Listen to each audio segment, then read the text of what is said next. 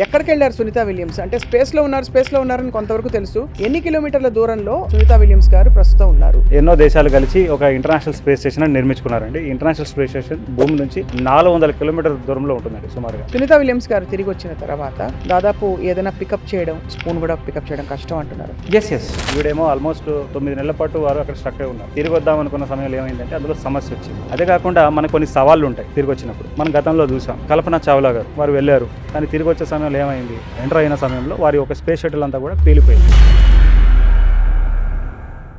Welcome to healthy journey with మీ స్వప్న, ఎక్స్క్లూజివ్గా మీ సుమన్ టీవీలో. మామూలుగా మనం ఒక దేశం నుంచి ఇంకో దేశానికి వెళ్ళినప్పుడే పరిస్థితులు మారడం వల్ల, టైం జోన్స్ మారడం వల్ల, జెట్ లాగ్ పరిస్థితులు అని చెప్పి మనం చాలా టైం తీసుకుంటాం అక్లమటైజ్ అవ్వడానికి. అలాంటిది అంతరిక్షంలోకి వెళ్ళిన సునీత విలియమ్స్ గారు ఫైనలీ తిరిగి వస్తున్నారనే శుభవార్తతో ఇప్పుడు అందరికీ మెదులుతున్న ప్రశ్నలు. తిరిగి వచ్చాక ఆవిడ ఆరోగ్య పరిస్థితులు ఎలా ఉండబోతున్నాయి, నిజంగా మసిల్ లాస్ అలాగే బ్రెయిన్ డిజోరియంటేషన్ మొదలుకొని చాలా టైం పట్టచ్చు తను నార్మల్ అవ్వడానికని కూడా మనకి వార్తలు వినిపిస్తున్నాయి. అసలు ఏం జరుగుతుంది అంతరిక్ష పరిశోధన కేంద్రంలో, అలాగే నౌక ఏదైతే వెళ్ళిందో అది తిరిగి వచ్చేటప్పుడు వచ్చే పరిస్థితులు ఏమిటి, సునీత విలియమ్స్ గారు ఎప్పుడు వస్తున్నారో ఆవిడ రూట్ మ్యాప్ ఏంటి అన్నీ తెలుసుకుందాం. We have the one and only expert ఈ హెల్దీ జర్నీ గురించి చెప్పడానికి విత్ అస్, రఘునందన్ గారు from planetary society of India. నమస్కారం సార్. నమస్తే అండి. రఘునందన్ గారు, మీరు ఏకైక వ్యక్తి టాపిక్ పై మాట్లాడడానికి, కాబట్టి మిమ్మల్ని అందరూ కూడా కబలించి సునీత విలియమ్స్ గారికి ఉన్నంత డిమాండ్ మీకు కూడా ఉందని చెప్పాలి. థ్యాంక్ యూ వెరీ మచ్ అండి ఫర్ ద రెస్పెక్ట్. మీరు కూడా ఈ ఫీల్డ్లో జర్నలిస్ట్గా ఎన్నో సంవత్సరాలు, ఎన్నో దశాబ్దాలు అనుకోవచ్చు. ఫస్ట్ నుంచి మొదలు పెడదాం. ఎక్కడికి వెళ్ళారు సునీత విలియమ్స్? అంటే స్పేస్లో ఉన్నారని కొంతవరకు తెలుసు, ఇంట్రెస్ట్ ఉన్న వాళ్ళు తెలుసుకుంటున్నారు, కానీ అందరికీ తెలియడానికి ఎన్ని కిలోమీటర్ల దూరంలో సునీత విలియమ్స్ గారు ప్రస్తుతం ఉన్నారు? అయితే మన అందరికి తెలిసిన విషయమేనండి, మనకి ఒక ఇంటర్నేషనల్ స్పేస్ స్టేషన్ అని ఒకటి ఉన్నది. అంటే చాలా మంది అఫ్కోర్స్ తెలియకుండా వచ్చి కూడా ఏమనుకుంటారు, అంతరిక్షంలో వెళ్తున్నారు అంటే చంద్రమండలంకే వెళ్తున్నారు అనుకుంటారు చాలా వరకు ఉన్న ప్రజానికి. సో బేసికల్గా ఎన్నో దేశాలు కలిసి ఒక ఇంటర్నేషనల్ స్పేస్ స్టేషన్ అని నిర్మించుకున్నారండి. ఇంటర్నేషనల్ స్పేస్ స్టేషన్ భూమి నుంచి 400 కిలోమీటర్ల దూరంలో ఉంటుందండి సుమారుగా. అంటే 420, 430 ఇలా మారుతూ ఉంటుంది. సుమారుగా 400 కిలోమీటర్ల దూరంలో భూమి నుంచి ఉంటుంది. రైట్. అయితే అది ప్రతి 90 నిమిషాలకు ఒకసారి భూమి చుట్టూ తిరుగుతుంది అనమాట. ఓకే. అది సెకండ్కి సుమారుగా 8 కిలోమీటర్ల వేగంతో, అప్రాక్సిమేట్గా మీరు చూస్తే అంత వేగంతో తిరుగుతూనే అది కక్షలో ఉంటుంది. ఒకవేళ అంత వేగంతో అంటే 90 నిమిషాల్లో కనుక భూమి చుట్టూ తిరగకపోతే అది భూమి వాతావరణంలోకి, అంటే భూమి గురుత్వాకర్షణ వల్ల వచ్చి క్రాష్ అయ్యే అవకాశం ఉంటుంది అనమాట. కాబట్టి అంత వేగంతో, అంటే ఇది లోయర్ ఆర్బిట్ అంటారు అనమాట, అంటే LEO అంటారు. సో LEO అనేది 250 నుంచి 2000 కిలోమీటర్ వరకు సుమారుగా ఉంటుంది. ఆ ప్రాంతంలో ఉన్న ఏ ఆబ్జెక్ట్ అయినా సరే భూమి చుట్టూ ప్రతి 90 నిమిషాలు తిరగాల్సింది. సో అట్లాంటి ఒక స్పేస్ స్టేషన్లో ఈ ఒక వ్యోమగాములు వెళ్తుంటారు, వస్తుంటారు. సో వ్యోమగాములు ఇక్కడ నుంచి ఒక వెహికల్లో వెళ్ళి అక్కడ డాక్ అయ్యి ఆ వెహికల్ లోపలికి వెళ్ళి అక్కడ ఉంటారు, కొంతకాలం బస చేస్తారు. మళ్ళీ ఇది వెళ్ళినప్పుడు అదే టైంలో ఆ 90 సెకండ్స్ ఆ స్పీడ్లో అందుకుని డాక్ అవ్వాలి. అయితే మళ్ళీ ఏమవుతుంది, ఒకవేళ తిరుగు ప్రయాణం చేసినప్పుడు అదే ఏవైతే వెహికల్ వాళ్ళని తీసుకెళ్ళిందో ఆ వెహికల్లోనే వారు మళ్ళీ స్టేషన్లో నుంచి దీని లోపల రావాలి, వచ్చి కూర్చోవాలి. కూర్చున్న తర్వాత అన్డాక్ కావాలన్నమాట, విడిపోవాలన్నమాట. సో ప్రస్తుతం సునీత విలియమ్స్ గారి ఒక తిరుగు ప్రయాణం మొదలైందండి. అంటే ఆవిడ ఇది డాక్ అయ్యి ఈవిడ మళ్ళీ ఈ చిన్న విమానంలోకి అడుగుపెట్టిన అవునండి. ఇప్పుడు ఈ తిరుగు ప్రయాణం ఏదైతే మనకు రెస్క్యూ చేయడానికి ఏదైతే వెహికల్ పంపించారో, ఏదైతే వ్యోమనౌకను పంపించారో, ఆ వ్యోమనౌకలు ఆల్రెడీ వారు ఇవాళ మార్నింగే వచ్చారు. వచ్చే ముందు ఫేర్వెల్ సెరమనీ జరిగింది. ఫేర్వెల్ సెరమనీ తర్వాత ఫైనల్గా టాటా అని చెప్పుకున్న తర్వాత మొత్తం 4 వ్యోమగాములు కూడా ఈ తిరుగు ప్రయాణంలో ఉన్న ఈ వెహికల్ని క్రీవ్ 9లో వాళ్ళు కూర్చొని ఉన్నారండి. కొద్దిసేపటి క్రితం ఇంటర్నేషనల్ స్పేస్ స్టేషన్ నుంచి అది విడిపోయింది అండ్ ఇప్పుడు మొదలవుతుందండి. ఫేసింగ్ అనే స్టేజెస్ ఉంటాయి. సుమారుగా ఇలా జరిగిన తర్వాత రేపు తెల్లవారుజామున అసలు యాక్షన్ మొదలవుతుంది అనమాట. అది అరౌండ్ 2:21కి 21 AM భారత కాలమాన ప్రకారంగా 2:21 ఈ యొక్క యాక్చువల్ థింగ్స్ అనేది జరుగుతాయి. ఆల్మోస్ట్ 3:21 వారు భూమికి తిరిగి వస్తారని చెప్పుకోవచ్చు. అసలు ఊహించడానికి కూడా మన పరిధిలో లేని విషయాలు చాలా ఉన్నాయి. ఉదాహరణకి తిరిగి వస్తే ఆవిడ స్పూన్ కూడా పట్టుకోవడం కష్టం, మజిల్ లాస్ అయి ఉంటుంది, బోన్ డెన్సిటీ తగ్గిపోయి ఉంటుంది, అసలు డిజోరియంటెడ్గా ఉంటుందని చెప్తారు. మామూలుగా మనం జెట్ లాగ్ అని చెప్తాం, ఇక్కడ నుంచి వేరే దేశానికి వెళ్ళి భూమి మీద ఉండి కూడా మనకు అన్ని గ్రావిటీ కండిషన్స్ నార్మల్గా ఉండి కూడా. ఆ సునీత విలియమ్స్ గారి పరిస్థితి ఎలా ఉండబోతుంది? ఆవిడతో పాటు ఉండే గిల్మోర్ గారిని అందరూ ఇగ్నోర్ చేస్తున్నారు, ఆయన గురించి కూడా మాట్లాడదాం. అవునండి. సో అంతరిక్షంలో అట్లాంటి భేదాలు లేవండి, మగ ఆడ అనేది కూడా ఏం తేడాలు లేవు, అందరికీ ఒకేలాగా ట్రీట్మెంట్ ఉంటుంది. కరెక్ట్. సో ఇప్పుడు ఏమిటంటే మీరు అన్నమాట నిజమే, మనం కేవలం ఇక్కడ నుంచి ఇండియా నుంచి అమెరికా వెళ్ళినా మనకు ఒక 18 గంటలు ట్రావెల్ చేస్తేనే మనకు 3 రోజుల పాటు జెట్ లాగ్గా ఉండి, డిసోరియంటెడ్గా ఉండి, వామిటింగ్ సెషన్స్ వచ్చి చాలామందికి చాలా ఇది వస్తాయి. మరి ఈవిడేమో ఆల్మోస్ట్ 9 నెలల పాటు, అంటే సునీత విలియమ్స్ కానీ బుష్ విల్మర్ కానీ 9 నెలల పాటు వారు అక్కడ స్ట్రక్ అయి ఉన్నారు. అంటే స్ట్రక్ అయి ఉన్నారు అంటే అది కూడా ఒక బ్యాక్గ్రౌండ్ చెప్పుకోవాలండి. అంటే అసలు ఎందుకు వెళ్ళారు, ఈ యొక్క స్టార్ లైనర్ అనే ఒక వ్యోమనౌకని అది మొదటిసారిగా టెస్ట్ చేయడానికి ప్రయోగించి వారు వెళ్ళారండి. జూన్ 6th నాడు వెళ్ళారు. అయితే తిరిగి వద్దాం అనుకున్న సమయంలో ఏమైందంటే అందులో సమస్య వచ్చింది. ఆ వెహికల్ని తిరిగి రావడానికి ఉపయోగం ఉండదని చెప్పేసి ఏం చేశారు, దాన్ని ఖాళీగా పంపించారు.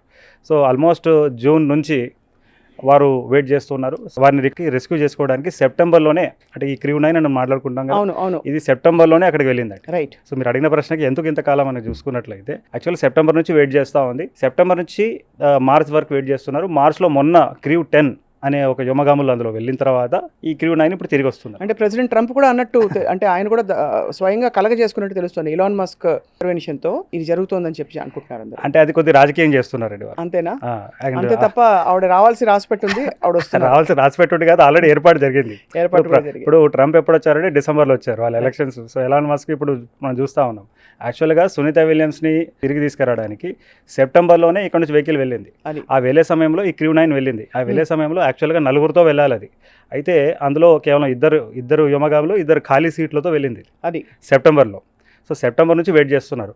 అలా ఆ వెహికల్లో వెళ్ళిన ఆ 2 వ్యోమగాములు ఈ స్ట్రక్ అయి ఉన్న సునీత విలియమ్స్ అండ్ విష్ విల్మోర్ బయలుదేరారు. సో వాళ్ళ కండిషన్స్ ఎలా ఉండబోతున్నాయి చెప్పండి. అంటే ఇదివరకు సునీత విలియమ్స్ గారు వెళ్ళారా? అంటే అంత దూరం వెళ్ళి తిరిగి వచ్చి సక్సెస్ఫుల్గా అలా జరిగిందా? ఇది ఫస్ట్ మేజర్ ట్రిప్ అని చెప్పచ్చు. లేదండి, ఆమె ఇప్పటికే షీ హ్యాస్ ఎ రికార్డ్.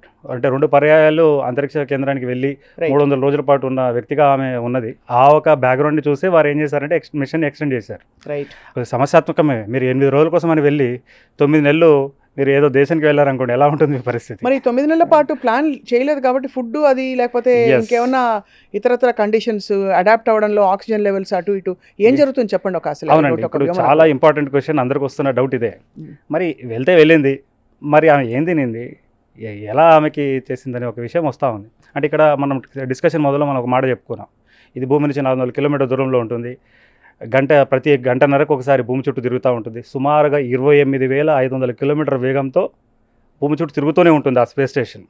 ఆ స్పేస్ స్టేషన్లో మీరు కనుక ఉంటే ప్రతిరోజు మీరు 13 సూర్యాస్తమాలు సూర్యోదయాలను చూస్తారు. ఓకే. అయితే యాక్చువల్గా ఏం జరుగుతుందంటే సంవత్సరంలో సుమారుగా 6 నుంచి 8 సార్లు కార్గో మిషన్స్ వెళ్తాయి. అంటే రేషన్ని తీసుకెళ్తుంది అనమాట. వారికి అంతరిక్షంలో ఉన్న వ్యోమగాములు, ఈ స్టేషన్లో ఉన్న వ్యోమగాములని వారికి కావాల్సిన నీరు కానీ, ఫుడ్ కానీ, గాలి కానివ్వండి, అన్నిటినీ, అండ్ వారికి కావాల్సిన దుస్తులు కానివ్వండి, లేదా ఏమైనా కొత్తగా ఎక్స్పెరిమెంట్ చేయడానికి ఇన్స్ట్రుమెంట్స్ కానివ్వండి, ఇవన్నిటిని కూడా వితౌట్ హ్యూమన్ బీయింగ్ లేకుండా కార్గో షిప్స్ ఉంటాయి. ఆ కార్గో షిప్స్లో సునీత ఇక్కడ ఇంటర్నేషనల్ స్పేస్ స్టేషన్కి వెళ్తుంది, డాక్ అవుతుంది. సో శాస్త్రవేత్తలు వ్యోమగాములు ఏం చేస్తారు, స్టేషన్లో ఉన్న అవన్నీ కూడా వాళ్ళు తీసుకొని అప్పటిదాకా స్టోర్ అయి ఉన్న చెదారం అంతా కూడా ఆ షిప్లో వేస్తారు. ఆ షిప్లో వేస్తారు. వేసిన తర్వాత అది భూమి వాతావరణంలోకి వచ్చి మండి బూడిదైపోతుంది. కానీ ఏం తింటారు అక్కడ అటువంటి అక్కడ కండిషన్స్కి? ఆల్మోస్ట్ అన్ని రకాల ఫుడ్స్ ఉంటాయండి. కాకపోతే హైలీ వాళ్ళు చాలా జాగ్రత్తలు తీసుకుంటారు. ఫర్ ఎగ్జాంపుల్ మాయిశ్చర్ ఎక్కువ ఉన్న పదార్థం ఏముందనుకోండి, అందులో నుంచి మాయిశ్చర్ చేస్తారు. ఏదైనా మైక్రో ఆర్గానిజమ్స్ని డెవలప్ అయ్యే ఏమైనా ఫుడ్ కనుక ఉన్నదనుకోండి, మన ఇంట్లోనే ఒక అరటిపండు మనం ఒక యాపిల్ పండు కోసి పక్కకు పెడితే మీకు కలర్ మారిపోతుందండి భూమి వాతావరణంలో. సో ఇట్లాంటి అన్నీ అవి పాడవకుండా జాగ్రత్తలు తీసుకొని ఇక్కడ నుంచి పంపిస్తారండి. అండ్ అది ప్యాక్డ్గా ఉంటుంది. అండ్ వాళ్ళు మామూలుగా మనం తిన్నట్టుగానే తింటారు. అంటే ఒక మూవింగ్ స్పేస్ రెగ్యులర్గా మనకి దానిలో స్టార్ లైనర్లో ఉన్నట్టు తెలుసు. అంటే ఇంటర్నేషనల్ స్పేస్ స్టేషన్లో మీకు ఒక విషయం ఏంటంటే అండి, మనకి భూమి మీద అంటే మన మానవ శరీరం ఈ భూ వాతావరణంలో ఉండడానికి నిర్మించబడిందండి. అవునవును, గ్రావిటీ అంతా మనకి కింద గురుత్వాకర్షణ లాగుతుంది, పైనుంచి అట్మాస్ఫియర్ ప్రెషర్ కూడా ఉంటుంది మన తల మీద, ఎంతో వెయిట్ ఉంటుంది. సో దానికి అనుగుణంగా మన శరీరం నిర్మాణం జరిగింది. అయితే ఈ యొక్క ఇంటర్నేషనల్ స్పేస్ స్టేషన్లో ఏంటంటే భారరహిత పరిస్థితి, మైక్రో గ్రావిటీ ఉంటుంది అనమాట. అంటే కంప్లీట్గా మీరు ఏమవుతారంటే ఇట్లా తేలుతూ ఉంటారు. జుట్టు కూడా ఇలా వచ్చింది.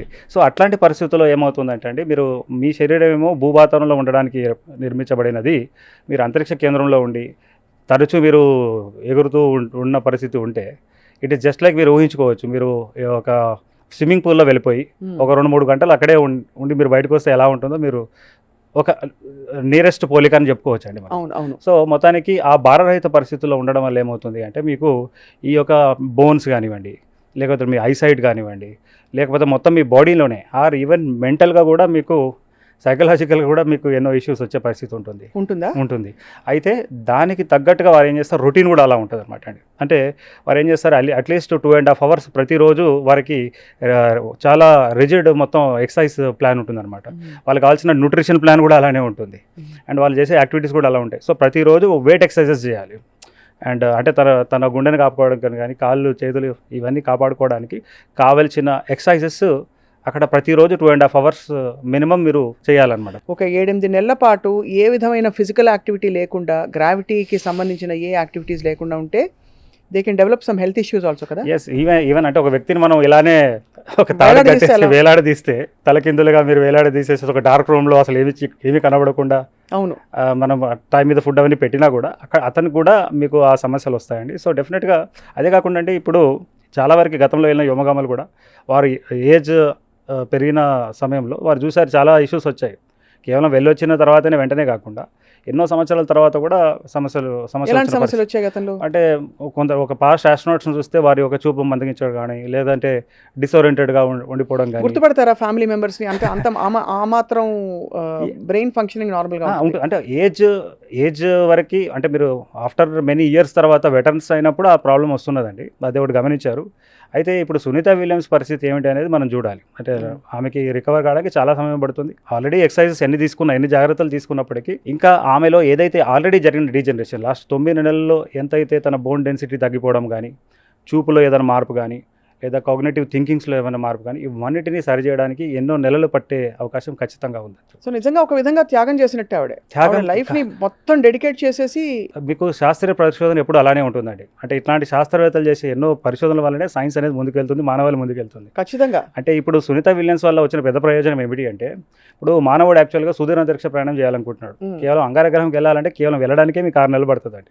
తిరిగి రావడానికి మళ్ళీ మీరు ఎప్పటిదాకా రాలేరు అంటే అంగారగ్రహం భూమికి దగ్గరగా వచ్చి అక్కడ నుంచి మీరు బయలుదేరితే అంటే ఆల్మోస్ట్ 2 years తర్వాత మళ్ళీ తిరిగి వస్తారు. సో ఒక మానవ శరీరం అంతరిక్ష పరిస్థితుల్లో ఒకవేళ 6 నెలల కన్నా మించి ఉంటే ఎలాంటి మార్పులు వస్తాయి, అవును 9 నెలలు మించి ఉంటే ఎలా వస్తుంది, ఎట్లాంటి మార్పులు వస్తాయి, ఎట్లాంటి సమస్యలు వస్తాయి, వాటిని ఎట్లా అధిగమించుకోవాలి. ఫర్ ఎగ్జాంపుల్ సింపుల్ ఎగ్జాంపుల్ అండి, భూమి మీద మీకు జ్వరం వచ్చింది అనుకోండి, మీరు ఏం చేస్తారు, పారాసెటమాల్ వేసుకుంటారు. అవును, మరి అంతరిక్షంలో జ్వరం వస్తే ఏం చేస్తారు? అదే అడగబోతున్నాను. దానికి అక్కడ ఏమైనా ఫెసిలిటీస్ ఉంటాయా? అంటే దానికి కావాల్సిన మెడికేషన్ మీరు తీసుకోవాలి కదా. ఆ పరిస్థితుల్లో మీరు కావాల్సిన మెడికేషన్ అదే స్పేస్ మెడిసిన్ అనమాట. Space medicine will be different. Yes, space medicine of course. అంటే ఏమి ఇస్తారు? ఉదాహరణకి మనకు తెలిసిన పరిధిలో మన లిమిటెడ్ నాలెడ్జ్ తో కొద్దిగా సింపుల్ చేంజెస్ తో ఉన్న సిస్టమ్ ఉంటుంది. యాక్చువల్ స్పేస్ మెడిసిన్ అనే కాన్సెప్టే చాలా మందికి తెలియని పరిస్థితి బేసికల్గా. అంటే అంతరిక్ష పరిస్థితుల్లో అంతరిక్ష సమస్యలకి మీరు ఖచ్చితంగా సమాధానాలు ఉండాలి. కేవలం మీకు జ్వరం అనే ఒక సింపుల్ థింగ్ చెప్పాను, ఇంకా చాలా ఇష్యూస్ ఉంటాయి మీకు. అవును. సో ఉదాహరణకి అక్కడ అసలు పెద్ద డౌట్ ఏంటంటే, అక్కడ అంతరిక్షంలో ఉన్నప్పుడు బాడీ ఫంక్షనింగ్, బౌల్ మూవ్మెంట్స్ మొదలుకుని నిద్ర అలవాట్లు, ఆకలి, బాధగా ఉండడం, సంతోషంగా ఉండడం, వీటన్నిటికీ అసలు ఉంటుందా వాతావరణంలోని? ఎస్, అంటే మీకు అది కాకుండా ఒంటరిగా లేదండి. ఇప్పుడు నిన్నటి వరకు కూడా 11 మంది ఉన్నారు అక్కడ. వెళ్ళినప్పుడు కూడా వీరు జూన్లో వెళ్ళినప్పుడు కూడా అక్కడ ఉన్నారు. సో వాళ్ళకి అన్ని డే టు డే థింగ్స్ ఉంటాయి. ఒకటి ఏంటంటే క్లోజ్డ్ ఎన్విరాన్మెంట్లో ఉంటారు. ఎంత పెద్దది ఉంటుంది సార్ అది? ఒక ఫుట్బాల్ ఫీల్డ్ అంత పెద్దగా ఉంటుందండి మొత్తం స్టేషన్ అంతా కూడా. స్పేస్ స్టేషన్ ఈ మూల నుంచి ఆ మూల మీరు తీసుకుంటే ఒక ఫుట్బాల్ ఫీల్డ్ అంత స్పేస్ వాళ్ళకి మూవ్మెంట్ ఉంటుంది. బట్ తేలుతుంటారు. ఓన్లీ ఆక్సిజన్ అంతా కూడా మీకు సప్లై ఉంటుందండి. ప్రెజరైజ్డ్ ట్యాంక్ ఉంటాయి మీకు. ఇవంతా కూడా ఈ ఫెసిలిటీ అంతా కూడా ప్రెజరైజ్డ్గా ఉంటుంది. గాలి అవైలబిలిటీ ఉంటుంది. ఎవ్రీథింగ్ మీకు ఫుడ్ ఉంటుంది. ఈవెన్ టాయిలెట్స్ కోసం కూడా వ్యవస్థ ఉంటుందండి. మీరు వాష్రూమ్, ఇప్పుడు నేను ఇందాక ఇంట్లో నుంచి వస్తుంటే పిల్లడు అడిగాడు, పెదనాన్న బాగుంది, ఫుడ్ అంతా తింటున్నారు, బాగానే ఉంది, వాష్రూమ్ వస్తే ఎట్లా అని చెప్పేసి. సో మరి నిద్రపోవడం ఎట్లా? సో నిద్రపోవడానికి ఏమో వాళ్ళకు సపరేట్ ఒక టెలిఫోన్ బూత్ లాంటిది ఒక కంపార్ట్మెంట్ ఉంటుందండి. అంటే బేసికల్గా ఏమవుతుందంటే అంతరిక్షంలో మీరు వెళ్తే కింద మీద పైన అనే ఒక కాన్సెప్ట్ ఉండదు, ఫ్లాట్గా పడుకోవడం ఉండదు. అంటే వారికి ఉన్న ఈ బూత్ని మీరు ఎలా అయినా పడుకోవచ్చు. యాక్చువల్గా మీరు ఎలా పడుకున్నా కూడా it is made in such a way that it supports your body. So అందులో పడుకుంటారు, టెలిఫోన్ బూత్ లాంటివి ఉన్న దాంట్లో. మరి మీరు వాష్రూమ్ వెళ్ళాలంటే దానికి సపరేట్ ఫెసిలిటీ ఉందండి. అంతరిక్షంలో ఏమవుతుందంటే ఒక చిన్న నీటి బిందువు కూడా మీరు ఇలా వదిలేస్తే అది తిరుగుతూ ఉంటుంది మొత్తం. సో మీరు వెళ్ళే వాష్రూమ్లో ఏం చేస్తారంటే అక్కడ ఒక చిన్న మీకు కంపార్ట్మెంట్ లాగా ఉంటుంది, దానికి మెషిన్స్ ఉంటాయి. ఒక మీరు సక్షన్ మెషిన్స్ లాగా ఉంటాయి. ఆ సక్షన్ మెషిన్ ద్వారా మామూలుగా ఎయిర్ క్రాఫ్ట్స్ లో అంతే కదండి, అదే సిస్టమ్ ఉంటుంది. కాకపోతే ఇదేంటంటే మనం అటాచ్ చేసుకోవాల్సి వస్తుంది, లేకపోతే కరెక్ట్గా ఆ స్పాట్లో వెళ్ళి కూర్చోవాల్సి వస్తుంది. ఎందుకంటే అది స్ప్రెడ్ అవుతుంది కదా, స్ప్రెడ్ అయిపోయి చాలా సమస్యలు వచ్చే పరిస్థితి ఉంది. సో అన్నిటికీ ఏర్పాటు అక్కడ ఉందండి. అయితే మరి ఇంత అవసరం ఏముంది అని ఒక పెద్ద ప్రశ్న వేసుకోవాలి మనం. అంతే అంటే మరి మానవుడు ఎల్లకాలం ఈ భూమి మీద ఉండలేడండి. He has to go to the space. అంటే స్టీఫెన్ హాకింగ్ గారు ఏమన్నారంటే, మనకి 2 టైమ్ లైన్స్ ఇచ్చారు. 200 సంవత్సరాల ఇంకో 200 సంవత్సరాలు భూమి నివాసయోగ్యంగా ఉండదు. ఆల్రెడీ మనం ఢిల్లీలో చూస్తున్నామండి, ఇక్కడ చూస్తున్నాం, అతివృష్టి అనావృష్టి చూస్తూ ఉన్నాం. ఇంకా ఒక 1000 సంవత్సరాలు ఒక సమయం ఇచ్చాడు ఆయన, 200 to 1000 years. ఈ 1000 yearsలో మీరు భూమిని వదిలేసి వెళ్ళిపోండి, వేరే గ్రహాలను వెతుక్కోండి, అక్కడ వెళ్ళి ఉండండి అని చెప్పేసి ఆయన సూచన ఇచ్చాడు. మరి అది నిజం కావాలి అంటే డెఫినెట్గా ఇట్లాంటి టెక్నాలజీ, ఇట్లాంటి పరిశోధన జరగాలి. అంటే మరి మిగతా జీవుల సంగతి ఏంటంటే, అవునండి మిగతా జీవుల డైనోసార్ తీసుకుంటే వారికి ఏ దారి లేదు, వారికి సైన్స్ లేదు. ఒకటి గ్రహశకలం వచ్చింది, భూమిని తాకింది, అంతా అంతరించిపోయాయి. అంటే ఇంకో మాట ఈ ప్రోగ్రామ్ చూసిన వ్యూవర్స్ అనొచ్చు, ఉన్న భూమిని కాపాడుకోవచ్చు కదా అంటే, అవును మనం అందరం కూడా కాపాడుకుందామని కోవిడ్ టైంలో చాలా అనుకున్నామండి. అవును, ఎలా కోవిడ్ తగ్గిందో మళ్ళీ మొదలుపెట్టాం సేమ్ అదే, ఆ ప్లాస్టిక్ బాటిల్స్ని చేయడం అదంతా చేయడం. సో డెఫినెట్గా ఈ యొక్క సుదూరాంతరిక్ష ప్రయాణాలకి ఈ రీసెర్చ్ అవసరం ఉంటుంది. కానీ 400 కిలోమీటర్ల దూరంలో ఇదైతే స్పేస్ స్టేషన్ ఏదైతే చెప్తున్నారో మీరు, దాని స్థిరత్వానికి మూలం ఏమిటి? అది తిరుగుతూ ఉంది కదండి, భూమి చుట్టూ తిరుగుతూ ఉంది కాబట్టి దాని ఒక ఆర్బిట్లో పెట్టి దాన్ని ఎలా చిన్న ఒక తాడు తీసుకొని దానికి మీ రింగ్ మనం పెట్టి బొంగరం తిప్పినట్టే, మనం బొంగరం తిప్పినట్టు అది ఆర్బిట్లోనే ఉంటుంది, తిరుగుతూనే ఉంటుంది. అది ఆ మొమెంటం వల్ల అది ఆర్బిటల్ ఆగదు కాబట్టి పడదు. ఎప్పుడైతే ఆగిందో భూమి దాన్ని లాగేస్తుంది. అది అందుగురించే సెకండ్కి సుమారుగా 8 కిలోమీటర్ల వేగంతో, అంటే దగ్గర 28,500 కిలోమీటర్ల వేగంతో ఈ యొక్క స్టేషన్ బయలుదేరాలి. మీరు అడగొచ్చు, మరి అందులో ఉన్న వాళ్ళకి అట్లానే అనిపిస్తుందా అంటే, మనం వందే భారత్ ట్రైన్ ఎక్కుతామండి, ఇంకో ట్రైన్ ఎక్కుతాం, మనకేం అనిపించదు. మనం ఏరోప్లేన్లో మనం ఎవరైనా ట్రావెల్ చేసి ఉంటే ఒక టైంలో మీరు విండోలో చూస్తే మీకు డౌట్ వస్తుంది, అసలు ఇది కదులుతుందా, అసలు కదిలినట్టు కూడా అనిపించదు మీకు. కానీ మనం జర్నీ వెళ్తాం, మీకు కేవలం అక్కడ మేఘాలు కదులుతున్నట్టు అనిపిస్తుంది. సో ఇదంతా కూడా ఈ సింపుల్ ఫిజిక్స్ని అర్థం చేసుకొని చేస్తున్న వ్యవహారం అని. అయితే మరి ఇది కేవలం సుదూరాంతరిక్షమో లేదా లేటర్ డేట్స్లో కల్కి లాంటి కాంప్లెక్స్ కట్టుకుంటామనో కాలనీలు కలుకుంటాము అని కాదు. బేసిక్ థింగ్ ఏంటంటే, మానవాళికి కావాల్సిన ఎన్నో ప్రయోగాలు, ఎన్నో పరిశోధనలు జరిగాయండి. మీకు ఒక చిన్న ఎగ్జాంపుల్ చెప్తాను మీకు ఇక్కడ, ఎందుకంటే అది ఇంపార్టెంట్ కదా. అంతరిక్షంలో వ్యోమగాములు వెళ్ళిన తర్వాత ఫర్ ఎగ్జాంపుల్ బ్రష్ చేసుకోవాలనుకోండి, బ్రష్ చేసుకోవాలంటే ఏం కావాలి, కనీసం ఒక 1 లీటర్ వాటర్ మీకు కావాలి కదా. అవును. సో మీకు ఏదైనా సరే అంతరిక్షంలో తీసుకోవాలంటే చాలా ఖర్చుతో ఉండే వ్యవహారం. ఒక 5 లక్షల నుంచి 20 లక్షలు మీరు పెట్టుకోవచ్చు. అయితే వారు ఏం చేశారు, ఆ కాస్ట్ని తగ్గించుకోవడానికి, అంటే ఆ కాస్టే కాకుండా ఆ 1 లీటర్ బదులు 1 కేజీ బదులు ఏదైనా ఉపయోగకరమైన ఇన్స్ట్రుమెంట్ మనం తీసుకెళ్ళవచ్చు కదా అంతే. అయితే వారు ఏం చేశారు, ఇంజెస్టబుల్ టూత్పేస్ట్ అని ఒకటి కనుక్కున్నారండి. ఇంజెస్టబుల్ టూత్పేస్ట్ అంటే మీరు ఆ బ్రష్ ఇలా చేసేసుకుంటారు, చేసిన తర్వాత స్వాలో చేస్తారు. సో ఇది అంతరిక్ష పరిస్థితుల కోసం కనుక్కున్న విషయం ఇది. అయితే ఈ యొక్క టూత్పేస్ట్ ఇప్పుడు అమెరికాలో కొన్ని హాస్పిటల్స్లో వాడుతూ ఉన్నారు. అక్కడ ఉన్న కొంతమంది పేషెంట్స్ ఉంటారు, వాళ్ళు యాక్చువల్గా కదలలేరు, మెదలలేరు అండ్ ఊంచలేరు కూడా. సో మీరు బ్రష్ చేసేసేసి వాళ్ళు సాల్వ్ చేసుకోవచ్చు. ఇట్లా ఒక 2000కు పైగా రీసెర్చెస్ ఆల్రెడీ అక్కడ కనుక్కున్నారు గత 2-3 దశాబ్దాలుగా. వాటిని మనం తెలుసో తెలియకో వాడుతూ ఉన్నామండి. ఇంకా మనం వాడే విట్రిఫైడ్ టైల్స్ మీరు తీసుకోండి, అంటే ఎగ్జాక్ట్లీ విట్రిఫైడ్ టైల్ కాదు, అంతరిక్షంలో వాడేదానికి. దాని ఇన్స్పిరేషన్తో మనం ఈరోజు ప్రతి పేదవాడి ఇంట్లో కూడా మనం చూస్తూ ఉన్నాం. ఒకప్పుడు మార్బుల్ స్టోన్స్ ఉండే, ఇప్పుడు విట్రిఫైడ్ టైల్స్ ఉన్నాయి. ఇలా మనం చెప్పుకుంటూ వెళ్తే ఈవెన్ స్పేస్ మెడిసిన్లో కూడా అండి. ఫర్ ఎగ్జాంపుల్ మీకు యాక్చువల్గా ఏమవుతుందంటే, ఇలా మీరు అసెంట్ వెళ్ళేటప్పుడు మీకు థర్మోమీటర్ అనేది మనం ఇక్కడ పెట్టుకుంటాం. అయితే వాళ్ళు ఏం చేశారు, ఇంజెస్టబుల్ థర్మోమీటర్ ఒకటి అనుకున్నారు, చిన్న క్యాప్సూల్ లాంటిది మీరు వేసేసుకోవాలి, ఇంజెస్టబుల్. అది మీ కడుపులో వెళ్ళిపోయి అక్కడ ఉంటుంది, ఉంటుంది అక్కడే ఉంటుంది. అది మళ్ళీ తర్వాత అది it will come to due channel. అయితే ఇప్పుడు ఏం చేశారు, ఆ ఒక ఇంజెస్టబుల్ థర్మోమీటర్ని స్పోర్ట్స్ పర్సన్స్కి ఇస్తున్నారు అమెరికాలో. ఎందుకంటే వేడికి తన శరీరంలో వేడికి తన పర్ఫార్మెన్స్ ఎక్కడ ఇదవుతుంది అని తెలుసుకొని దాని తగ్గట్టుగా చేయడం. సో ఈ రకంగా చెప్పుకుంటూ వెళ్తే చాలా పరిశోధనలు, మానవాళికి ఉపయోగపడే ఎన్నో పరిశోధనలు ఈ ఇంటర్నేషనల్ స్పేస్ స్టేషన్లో జరుగుతున్నాయండి. హార్ట్ టిష్యూ కానివ్వండి, అది కాకుండా ఒక రంగం అని కాదు, మెటీరియల్స్ కానీ. ఎందుకంటే ఫ్యూచర్లో మనుషులే కదా అంతరిక్షంలో వెళ్ళి ఉండాలి. మనకు కావాల్సిన పరిస్థితులన్నీ మనకి ఇక్కడ ఎలాంటి ఉన్నాయో, ఈవెన్ అగ్రికల్చర్ కూడా, స్పేస్ అగ్రికల్చర్ అంటే ఇప్పుడు మొక్కలు మనం ఎక్కడ వెళ్ళాలన్నా తినాలి కదా, ఫుడ్ తినాలి కదా. సో ప్రతిసారి ఇలా 3 నెలలకు ఒకసారి మీరు మార్స్కి వెళ్తే మీకు అవకాశం ఉండదు. సో మీరు ఆ పంట అంతరిక్షంలోనే మీ యొక్క కేంద్రంలో మీరు పండించుకోవాలి. సో ఇట్లాంటి ఎన్నో పరిశోధనలు అక్కడ జరుగుతూ ఉన్నాయండి. దానికి సునీత విలియమ్స్ బెస్ట్ ఎగ్జాంపుల్. ఇక్కడ చాలా కొన్ని మౌలిక డౌట్లు వస్తాయి. ఎలా అయితే మనకి ఇప్పుడు వైరస్ మనకి వాతావరణం ఉంది కాబట్టి మనకి జలుబులు, దగ్గులు, కడుపు నొప్పి, జ్వరం ఇవన్నీ వస్తాయి.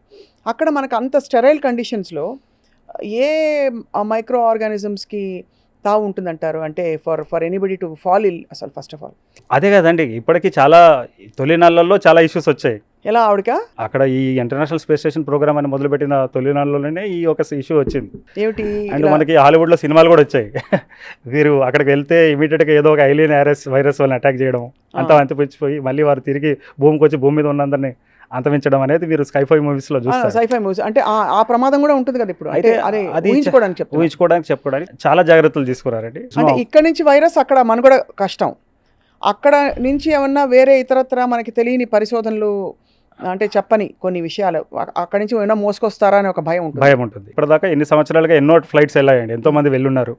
సో అట్లాంటి సమస్య ఏమీ లేదు. కాకపోతే ఇక్కడ నుంచి ఏదైనా వెళ్తే వాళ్ళకి ఏదైనా సమస్య ఉంటుంది. కాబట్టి వాళ్ళు చాలా యాక్చువల్గా చెప్పాలంటే మన క్వారంటైన్ అంటే అందరికి మనకు బాగా తెలుసు. అసలు ఈ అంతరిక్ష వ్యోమగాములు పరాకాష్ట, క్వారంటైన్ పరాకాష్ట కదండి. అయితే వీళ్ళు వెళ్ళే ముందు అట్లీస్ట్ 3-4 days ముందు వీళ్ళని ఆ క్వారంటైన్లోనే పెడతారండి. వీళ్ళకి ఎట్లాంటి ఒక భూమి యొక్క ఇది పడకుండా వాళ్ళని అన్ని జాగ్రత్తలు తీసుకొని పంపిస్తారు. అలానే అక్కడ నుంచి వచ్చిన తర్వాత ఏం పెద్దగా ఇదేమి ఉండదు. కాకపోతే మీరు ఒక కొత్త డౌట్ లేవనెత్తారు, అలా ఏమైనా ఉంటే ఉండొచ్చు ఏమని చెప్పి శాస్త్రవేత్త పరిశోధన చేయవచ్చు. అంటే ఒక 6 నెలల వరకు ఏమనకపోవచ్చు, 6 నెలల తర్వాత ఏమైనా డెవలప్ అవుతుందా అంటే ఇప్పుడు ఫర్ ఎగ్జాంపుల్ అండి, కోవిడ్ లాంటి ఒక వైరస్ వస్తుందని ఎవరు ఊహించలేదు. అది మన భూమి మీదే మన చుట్టూ ఉండే బ్యాట్స్ నుంచి వచ్చిందని చెప్పారు. అవునండి. అలాగా ఒక అన్నోన్ స్పేస్ అంటేనే ఇట్స్ అన్ అన్నోన్ ఏరియా. ఆ అన్నోన్ ఏరియా నుంచి తిరిగి వచ్చినప్పుడు ఏం జరుగుతుంది, వాళ్ళ ఓరియంటేషన్ ఎలా ఉంటుంది, వాళ్ళు ఏమి నాలెడ్జ్, ఏ మెమరీస్ మోసుకొస్తారు. అంటే వీరు వేరే గ్రహం మీద దిగి వచ్చేటప్పుడు ఏమైనా ప్రాబ్లం ఉంటుందండి. వీరు వెళ్తుంది కేవలం ఇంటర్నేషనల్ స్పేస్ స్టేషన్కి వెళ్తున్నారు. ముందుగానే ఎయిర్ కండిషన్ ఏరియాలో మనమే కండిషన్ చేసి పెట్టుకున్న ఫెసిలిటీకి వెళ్తున్నారు, తిరిగి వస్తూ ఉన్నారు. కానీ అక్లమటైజేషన్ టైం పడుతుందా సార్? ఎస్ చాలా టైం పడుతుందండి. అండ్ వాళ్ళకి అంటే మనం ఒకవేళ స్కెడ్యూల్ కనుక చూస్తే వాళ్ళు దిగినప్పటి నుంచి కొన్ని నెలల వరకు వారికి ఫిక్స్డ్ స్కెడ్యూల్ అనేది ఒకటి ఖచ్చితంగా ఉంది. ఈ రోజు ఎక్కడ వరకు ఏందనేది మనం చూసుకున్నట్లయితే, అంటే ఇప్పటికైతే ఆల్రెడీ బయలుదేరారండి. అయితే ఇప్పుడు ఇక్కడ మనం చూడాల్సింది ఏంటంటే ఈ వెహికల్ ఈ ఇంటర్నేషనల్ స్పేస్ స్టేషన్కి అటాచ్ ఈ ఒక స్పేస్ క్రాఫ్ట్ ఎంత వేగంతో ఉంది అంటే సుమారుగా మనం చెప్పాము ఇందాక 28,500 కిలోమీటర్ల వేగం ఈ యొక్క వెహికల్కి ఉంది. ఇది అంత వేగంతో భూమి వైపు దూసుకొచ్చింది అనుకోండి, 400 కిలోమీటర్ ఏముందిలే 2 నిమిషాలు వచ్చేయచ్చు అనుకుంటే దూసుకొస్తే క్రాష్ అయ్యే పరిస్థితి ఉంటుంది. అయితే వాళ్ళ ల్యాండింగ్ చాలా సాఫ్ట్గా ల్యాండింగ్ జరగాలి. అవును. అదే కాకుండా మనకు కొన్ని సవాళ్ళు ఉంటాయి తిరిగి వచ్చినప్పుడు. మనం గతంలో చూసాం, కల్పన చావ్లా గారు వారు వెళ్ళారు, కానీ తిరిగి వచ్చే సమయంలో ఏమైంది, భూమి వాతావరణంలో ఎంటర్ అయిన సమయంలో వారి ఒక స్పేస్ షటిల్ అంతా కూడా పేలిపోయింది. సో అది ఎప్పుడైనా ఏ మిషన్కైనా జరగవచ్చు, ఈ మిషన్కి జరగదు అనేది కూడా చెప్పలేమండి. అయితే దానికి ఉన్న నియమాలు పర్టికులర్గా పాటించాల్సిందే. సో ఈరోజు మన ప్రేక్షకులందరూ కూడా నెక్స్ట్ చూడాల్సిన సమయం ఏమిటి అంటేనండి, ఈరోజు అనగా అంటే ఈరోజు అయితే అఫ్కోర్స్ చాలా ఫేజింగ్ స్టేజెస్, ఇంకోటి ఆర్బిట్ అడ్జస్ట్మెంట్స్. అంటే ఇప్పుడు భూమి నుంచి 400 కిలోమీటర్ దూరంలో ఉంది అనుకున్నాం కదా అని చెప్పి డైరెక్ట్గా దిగడానికి ఉంటుంది, దానికి కావాల్సిన యాంగిల్ కావాలి. 400 కిలోమీటర్లు అంటే కొంచెం విజయవాడ దాటి చీరాల ఏలూరు దాటుకుంటే సరిపోతుంది డిస్టెన్స్ వైజ్. ఎస్ కాకపోతే ఇదేంటే కొన్ని నిమిషాల్లో మన పిఎస్ఎల్వి మనం తీసుకున్నట్లయితే ఇదే ఒక 18 నిమిషాలు 650 కిలోమీటర్ దూరం తీసుకెళ్తుందండి మన పిఎస్ఎల్వి, జిఎస్ఎల్వి, ఎస్ఎస్ఎల్వి మన భారతదేశం వెహికల్స్ తీసుకుంటే. కాకపోతే ఆ మిషన్ పర్పసెస్ వేరే ఉంటుంది. అయితే ఇక్కడ ఏంటంటే అక్కడికి ఆల్రెడీ వెళ్ళింది, తిరిగి రావాలి. అయితే మొట్టమొదటిగా మనం చూస్తాం ఏంటంటే ఇప్పుడు నెంబర్ ఆఫ్ ఫేజింగ్ బర్న్స్ జరుగుతాయి, ఆర్బిటల్ అడ్జస్ట్మెంట్స్ జరుగుతాయి, దాంట్లో థ్రస్టర్స్ ఉంటాయి అన్నమాట. ఆ థ్రస్టర్స్తో అది ఓరియంటేషన్స్ అనేది మార్చుకుంటుంది. సో అంతా బాగుంది అనుకున్న సమయంలో రేపు తెల్లవారుజామున 2:15 మీకు ఏమవుతుందంటే యాక్చువల్గా ఇంకా ప్రిపరేషన్ స్టార్ట్ అవుతుంది, రీఎంట్రీ. అంటే ఇప్పుడు వెళ్ళడం అనేది ఎంట్రీ అండి అంతరిక్షంలోకి. రీఎంట్రీ అనేది చాలా డేంజరస్. ఎందుకు రీఎంట్రీ డేంజరస్ అంటే మన భూమి చుట్టూ వాతావరణం ఉంది. సో మన భూమి వాతావరణంలోకి సునీత విలియమ్స్ వచ్చినా, కల్పనా చావ్లా వచ్చినా, ఏదొచ్చినా కూడా అది ఫ్రిక్షన్ అంటే దాని రెసిస్టెన్స్ ఉంటుంది. సో అక్కడ రాపిడికి మండి అది బూడిదయ్యే పరిస్థితి ఉంటుంది అనమాట. సో మొట్టమొదటిగా మన శాస్త్రవేత్తలు వీళ్ళు ఏం చేస్తారంటే అండి, వాళ్ళ మొదటి ఛాలెంజ్ 2:41 రేపు తెల్లవారుజామున, ఇదంతా కూడా అప్రాక్సిమేట్ టైం అండి, మారొచ్చు. రేపు తెల్లవారుజామున అంటే మన ప్రేక్షకులందరూ కూడా రేపు 2:30 AM మార్నింగ్ లేచి కూర్చుంటే సరిపోతుంది. టీవీ డిస్కస్ మీరు ఆన్లైన్ మీరు లైవ్ పెట్టేసుకుంటే అక్కడ నుంచి లైవ్ వస్తుంది. సో అరౌండ్ 2:41 మీకు ఏమవుతుందంటే డీఆర్బిట్ బర్న్ అనేది మొదలవుతుందండి. అక్కడ వీరి శాస్త్రవేత్తల ముందు ఉన్న టార్గెట్ ఏమిటి అంటే ఇది గంటకి 27,000 కిలోమీటర్ల వేగంతో ఉంది అప్పటిదాకా, అది 24,000 కిలోమీటర్లు గంటకి స్పీడ్కి రావాలి. అండ్ అదే కాకుండా మీకు ఇదేంటంటే ఆల్మోస్ట్ అంటే ఇప్పుడు ఆల్రెడీ 10:15 ఈరోజు బయలుదేరిందండి. రేపు పొద్దుందంటే ఆల్మోస్ట్ ఎన్నో అవర్స్ అయిపోయింది ఇప్పటికీ. సో ఇంత సమయంలో ఏమైంది అంటే మన వెహికల్ ఈ యొక్క క్రీవ్ 9 అనే వెహికల్ అది మీకు 2:15 350 కిలోమీటర్ దూరంలో ఉంది. అప్పుడు వేగం 27 కిలోమీటర్ల వేగం ఉంది. సో 350 నుంచి 150 కిలోమీటర్ల దాకా తీసుకురావడం వీళ్ళ మొదటి టార్గెట్ అండి భూమి నుంచి. అప్పటికి ఈ యొక్క వెహికల్ వేగం మనం తీసుకున్నట్లయితే గంటకి 24,000 కిలోమీటర్లు ఉంటుంది. దాని తర్వాత నెక్స్ట్ వచ్చేసేసి 3:10 అన్నమాట. అట్మాస్ఫిరిక్ రీఎంట్రీ అనేది అక్కడ అసలు బిగిన్ అవుతుంది అనమాట. అది ఎంత దూరం 120 కిలోమీటర్ నుంచి 60 కిలోమీటర్కి ఈ యొక్క పరిస్థితి ఉంటుంది.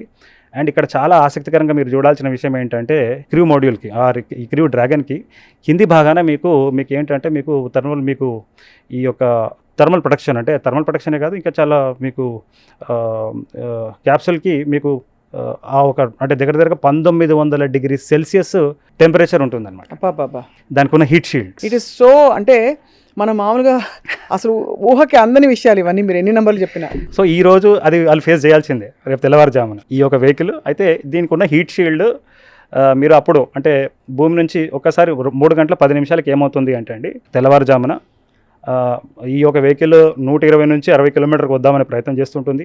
గంటకి 24,000 కిలోమీటర్లు ఉన్న వెహికల్, ఈ యొక్క స్పేస్ ట్రాన్స్పోర్ట్ వెహికల్ 7,500 కిలోమీటర్ వేగానికి తగ్గాలి.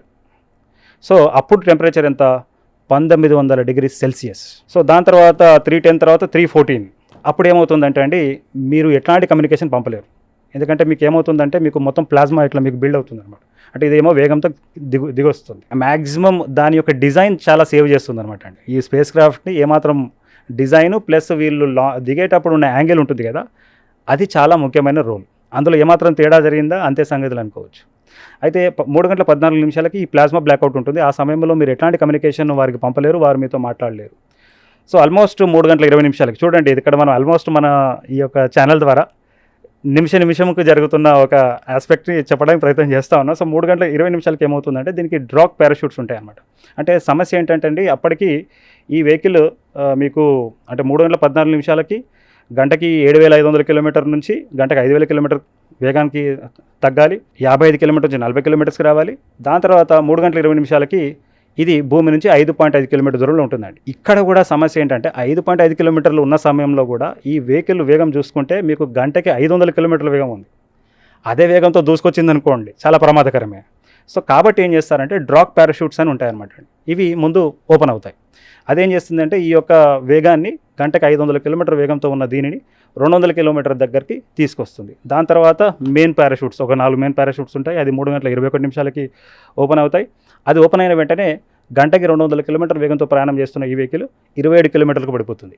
సో ఇలా మొత్తం అంతా జరిగిన తర్వాత ఫైనల్గా 3 గంటల 27 నిమిషాలకి ఈ స్ప్లాష్ డౌన్ అవుతుందండి. ఇది మీకు ఫ్లోరిడా కోస్ట్ దగ్గర గల్ఫ్ ఆఫ్ మెక్సికోలో అక్కడ సాఫ్ట్గా అది పడిపోతుంది.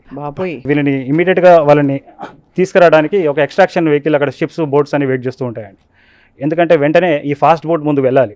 వెళ్ళిన తర్వాత దానికి ఏమైనా హార్మ్ఫుల్ ఏమైనా టాక్సిక్ మెటీరియల్ ఏమైనా ఉందా, ఎందుకంటే మీరు ఈ థ్రస్టర్స్ని ఫైర్ చేశారు కదా, ఆ ఇంధనంలో మీకు కొద్ది ప్రమాదకరమైన టాక్సిసిటీ ఉంటుందన్నమాట. అది ఉందా లేదా చూసుకొని, ఎందుకంటే అది హ్యూమన్కి ప్రాబ్లం.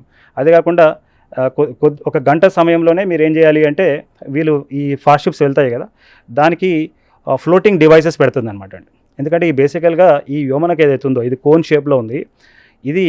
ఇది యాక్చువల్గా సముద్రంలో ఏదో ట్రావెల్ చేయడానికి తయారు చేయలేదు, అంతరిక్షంలో కోసం చేస్తారు. కానీ ఇది సముద్రంలో పడిన తర్వాత కూడా చాలా కాలం వరకు, అంటే మీకు అందులో వ్యోమకాలకి చాలా కాలం వరకు కావాల్సిన ఆక్సిజన్ అవైలబుల్ ఉంటుంది, అన్ని థింగ్స్ ఉంటాయి.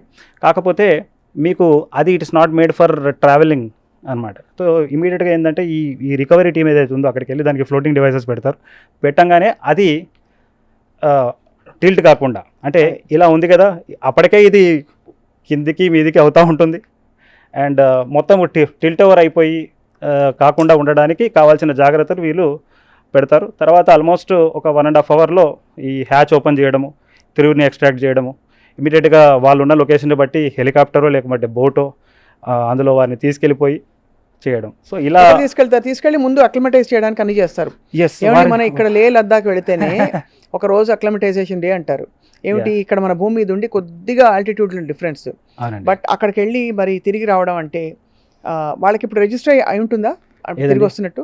ఆల్రెడీ ఇప్పుడు బయలుదేరారు వాళ్ళు. అంటే she very conscious of what is happening. అంటే కాన్షియస్ అంటే నేను అలాంటి కాన్షియస్నెస్ కాదు, నేను స్పృహలో ఉన్నారా అని అడగట్లేదు. ఆవిడకి జరుగుతున్న పరిణామాల క్రమం అంతా కూడా వాళ్ళ కంటి ముందు కనిపిస్తుంది. ప్రతి డేటా కూడా అదే అడుగుతాను. యాక్చువల్గా గ్రౌండ్ లో ఉన్న స్టేషన్ అధికారులకి, సైంటిస్టులకి వీరికి అనుసంధానం ఉంటుంది, ఆ కమ్యూనికేషన్ ఉంటుంది. ఎప్పుడు ఉండదు అంటే తిరిగి ప్రయాణంలో వస్తున్నప్పుడు చివరి 7 నిమిషాల పాటు ఎట్లాంటి కమ్యూనికేషన్ ఉండదు. ఆ టైంలో ఇంకా దేవుడే దిక్కు అనుకోవాలి. అంటే నిజంగా ఈ టైంలో నిజంగా మీరు అన్నట్టు ఒక కల్పనా చావ్లా గారు వచ్చినప్పుడు జరిగిన ఒక పరిణామం. సో వచ్చి ల్యాండ్ అయ్యే వరకు కూడా మనం ప్రాణాలు అరచేతిలో పెట్టుకున్నట్టే వాళ్ళు. అవునా కదా? Yes, of course. అంటే దేవుడే దిక్కు అని చెప్పేసి మీరు వదిలేసే కుదరదు, దానికి కావాల్సిన జాగ్రత్తలు తీసుకోవాలి. అంటే ఇంత పెద్ద అంతరిక్షంలో రఘునందన్ గారు, మీరు సైన్స్ పర్సన్ కాబట్టి అడుగుతున్నాను, మరి భగవంతుడు, దేవుడు, సృష్టికర్త ఇవన్నీ ఈ ఆస్పెక్ట్స్ అన్నీ వస్తాయా? నాకు పెద్ద అంటే వస్తాయంటే అది వ్యక్తిగతం అండి ఒక వ్యక్తికి. కాకపోతే సైన్స్కి ఒక ఇది ఉంటుంది కదా, వారికి ఒక స్టేట్మెంట్ ఉంటుంది. ఇప్పుడు ఈ యూనివర్స్ మీరు యాక్చువల్గా ఎలా ఈ సోలార్ సిస్టమ్ ఏర్పడింది అంటే సోలార్ నెబులా ఎలా ఏర్పడిందంటే గెలాక్సీ ఇలా మనం చెప్పుకుంటూ వెళ్ళవచ్చు. సో ఫైనల్గా ఎలా ఏర్పడింది అంటే it has create from nothing అని అంటారు. దేర్ ఇస్ నో క్రియేటర్ అని వస్తుంది. సరే, అఫ్కోర్స్ అది వేరే డిస్కషన్ అయినప్పటికీ ఈ రోజు వరకు చూసుకున్నట్లయితే ఇదంతా కూడా చాలా ఎప్పుడు జరిగే విషయమేనండి. కానీ ఎప్పుడు ఏం జరుగుతుందో తెలియదు. ఎందుకంటే ఇప్పుడు స్టార్ లైనర్ అలా అవుతుందని వారు అనుకోకుండొచ్చు, కానీ సమస్య వచ్చింది. సో ఏ సమస్య వచ్చినా కూడా ఇది ఫ్యూచర్లో వెళ్ళే వ్యోమగాములకు చాలా ఉపయోగపడుతుంది. అండ్ ముఖ్యంగా మన భారతదేశం కూడా ఇప్పుడు సొంత గడ్డ మీద నుంచి సొంత వెహికల్ ద్వారా, సొంత క్రూ మోడ్యూల్ ద్వారా మనము మన వ్యోమగాములను అంతరిక్షంలో తీసుకెళ్దామనే ఒక ప్రయత్నం నెక్స్ట్ 2 yearsలో చేయబోతున్నామండి. దానికి కావాల్సిన అన్మాన్డ్ మిషన్స్ మనుషులు పంపకుండా వ్యోమమిత్ర అనే ఒక రోబోట్ని పెట్టేసి నెక్స్ట్ 2 yearsలో, అంటే ఈ ఇయర్ ఎండ్ కల్లా లేదా నెక్స్ట్ ఇయర్ అన్మాన్డ్ మిషన్ మనం చేస్తాం ఫస్ట్. అలా 2 సార్లు చేసి చాలా టెస్టులు అవన్నీ చేసిన తర్వాత నెక్స్ట్ 2 yearsలో మన భారతీయ వ్యోమగాములు అంతరిక్షంలోకి వెళ్తారు. ఇంటర్నేషనల్ స్పేస్ స్టేషన్కి వెళ్ళరు. భూమి చుట్టూ 7 రోజుల పాటు తిరిగి మళ్ళీ గుజరాత్ కోస్ట్లో వెళ్ళడం. శ్రీహరికోట నుంచి వెళ్తారు. గుజరాత్ కోస్ట్లో సముద్రంలో వాళ్ళు అవుతుంది. గుజరాత్ మాత్రం ఉండాల్సింది. అంటే వారికి కావాల్సిన ఎక్స్ట్రాక్షన్ అంటే అది గుజరాత్ ఆ రకంగా రాలేదండి. అది అక్కడ ఆ లొకేషన్ ప్రాపర్గా ఉందని. అయితే మొత్తానికి వాళ్ళకి కావాల్సిన టెస్ట్ని చంద్రయాన్ 3 తర్వాత మనం చూస్తే విశాఖపట్నంలో, అంటే ఒకసారి ఈ క్రూ మోడ్యూల్ అంతరిక్షం వెళ్ళి దిగొచ్చిన తర్వాత దాన్ని ఎలా క్యాచ్ చేయాలి, ఎలా దాన్ని రిట్రీవ్ చేయాలనే ఒక ఎక్స్పెరిమెంట్ని మన విశాఖపట్నం కోస్ట్లో మన నేవీ వాళ్ళు చేశారు 2 years క్రితం. సో ఈ టెస్టులు ఇవన్నీ జరుగుతూనే ఉన్నాయి. అండ్ ఇంకో విషయం అండి, ఇప్పుడు ఈ మిషన్ అయిపోయింది. ఇప్పుడు నెక్స్ట్ ఒక 3-4 monthsలో ఒక భారతీయ వ్యోమగామి ఇంటర్నేషనల్ స్పేస్ని వెళ్తున్నాడు. శుభాంశు శుక్లా అని చెప్పేసి అతను యాక్చువల్గా గగన్యాన్ కోసం మనం తయారు చేసుకున్నాము అతన్ని. కాకపోతే బైడెన్ ప్రభుత్వం ఏం చేసింది, మీకు ఇందాక చెప్పాను రాజకీయం అని చెప్పి. సో ప్రధానమంత్రి మోదీ గారు అమెరికా వెళ్ళినప్పుడు అక్కడ రాష్ట్రపతి వాజ్ బైడెన్. ఆయన అన్నాడు, మేము మీ ఇండియా నుంచి ఒక వ్యోమగామిని మేము ఇంటర్నేషనల్ స్పేస్ స్టేషన్ పంపిస్తాం. అంటే కారణం ఏంటంటే ఇప్పుడు యాక్చువల్గా రష్యా వైదొలుగుతుందండి ఇంటర్నేషనల్ స్పేస్ స్టేషన్ నుంచి. అవును, ఎందుకంటే యుక్రెయిన్ వార్ తర్వాత they don't want to be in the station, వాళ్ళు సొంతంగా నిర్మించుకోవాలనుకుంటున్నారు. సో ఇప్పుడు రష్యాని రిప్లేస్ చేయాలంటే ఎవరు ఉండాలి? అది భారతదేశమే.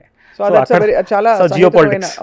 సో ఇప్పుడు శుభాంశు శుక్లా అనే ఒక వ్యోమగామి మన భారతీయుడు, భారత సంతతి కాదు, భారతీయుడే, ఇండియన్ సిటిజన్. సో ఆల్రెడీ అతను ఈ నెక్స్ట్ 3 monthsలో వెళ్తాడు. దానికి యాక్సియం 4 అనే నామం పెట్టారండి. దానికి వెహికల్, దీనికి అది ఒక ప్రైవేట్ వెహికల్. సో ఏదేమైనప్పటికీ అంతరిక్ష పరిశోధనలో మానవాళికి చాలా ఉపయోగపడుతున్నాయండి. అది నేను ముఖ్యంగా ఈ సునీతా విలియమ్స్ గారి సాహసం మాత్రం హ్యాట్స్ ఆఫ్ అండి. ఆవిడ కుటుంబం ఉంది, భర్త, పిల్లలు కూడా ఉన్నారు. సో అన్ని అంటే గొప్ప విషయం ఏంటంటే ఆమె ఏజ్ ఏంటండి ఇవాళ 59 years. 59 సంవత్సరాలకి ఆవిడ అంత సాహసోపేతంగా వెళ్ళి జీవితాన్ని ధారపోసి దాదాపు ఈ పరిశోధనకి ఏదైనా జరిగి ఉండొచ్చు. ఈ క్రమంలో ఆవిడ భూమి మీదకి వచ్చేలోపు ఏదైనా జరగకూడదని ఆశిద్దాం. తప్పకుండా ఆవిడ సురక్షితంగా రావాలి, నేర్చుకున్నవన్నీ కూడా ఆవిడ మనకి నేర్పాలని చెప్పి కోరుకుందాం. Raghunandan garu, it's a great learning for us, ఇలా నోయింగ్ సో మెనీ థింగ్స్ మీ నుంచి వాళ్ళు తెలుసుకోవడం. సో మొత్తానికి అయితే స్పేస్ మెడిసిన్ చాలా ఇంట్రెస్టింగ్ ఇంకేమేమి ఉంటాయి సార్? 2-4 పాయింట్లు చెప్పండి స్పేస్ మెడిసిన్లో. ఒకటి ఆ థర్మోమీటర్ చెప్పారు, ఒకటి యాక్చువల్గా 2000 ఉన్నాయండి. 2000 పరిశోధనలు ఉన్నాయి. ఈవెన్ ఫర్ ఎగ్జాంపుల్ ఇప్పుడు క్యాన్సర్ సెల్ ఉందండి. ఇప్పుడు భూమి మీద శాస్త్రవేత్తలు ఎంతో ప్రయత్నం చేస్తూ ఉన్నారు. ఈ క్యాన్సర్ సెల్ని మనము భారరహిత పరిస్థితుల్లో తీసుకెళ్ళి దాని యొక్క చిక్కుముడిని మనం విప్పొచ్చా అనే ప్రయోగం కల్పనా చావ్లా సమయంలోనే జరిగింది. అంటే భూమి మీద ఒక రకంగా బిహేవ్ చేస్తుంది కొన్ని ప్రాణాంతకమైన డిసీజెస్. సో వాటిని ఐసోలేట్ చేసేసి వారు అంతరిక్ష కేంద్రం తీసుకెళ్ళి ఆ పరిస్థితులు ఇప్పుడు ఏం చేస్తావు నువ్వు అని దాన్ని అట్లా ట్రై చేసే పరిస్థితి. అంటే దాన్ని ఒక చిక్కుమేడు విప్పి అంటే బేసికల్లీ ఆ పర్టికులర్ ఇల్నెస్ అక్కడ అట్లా అంటే ఇక్కడ మనం ట్రై చేస్తున్నాం, దానికి సమాధానం దొరకట్లేదు. దీనిని అంతరిక్ష భారరహిత పరిస్థితుల్లో మైక్రోగ్రావిటీ అంటే గ్రావిటీ కండిషన్స్ ఇట్లా బిహేవ్ చేస్తుంది ఈ వైరస్ కానీ ఈ పర్టికులర్ బ్యాక్టీరియా కానీ.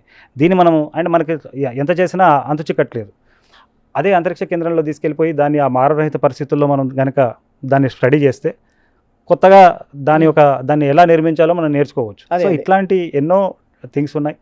అండ్ ఇంకా చెప్పాలి అంటేనండి, ఇప్పుడు మనం అందరం కూడా సిటీ స్కాన్ చేస్తున్నాం, ఎంఆర్ఐ వాడుతున్నాం. యాక్చువల్గా ఇవన్నీ కూడా ఇమేజింగ్ ప్రాసెస్ అంతరిక్ష అవసరాల కోసం కనిపెట్టారండి. అవును, ఈవెన్ మీరు చూస్తే మనం ఇంట్లో వాడుతున్న ప్రెషర్ కుక్కర్ కూడా ఎక్కడో ఒక చోట, మీరు వాష్ బేసిన్ మనం వాడుతుంటాం, అక్కడ ఏం జరుగుతుంది, మీరు ఊహించిన తర్వాత కొన్ని అక్కడే స్టిక్ ఆన్ అవుతాయి. సో స్టిక్ కాకుండా జస్ట్ ఒకసారి కొద్దిగా మీరు వాటర్ పోస్తే వెళ్ళిపోతుంది.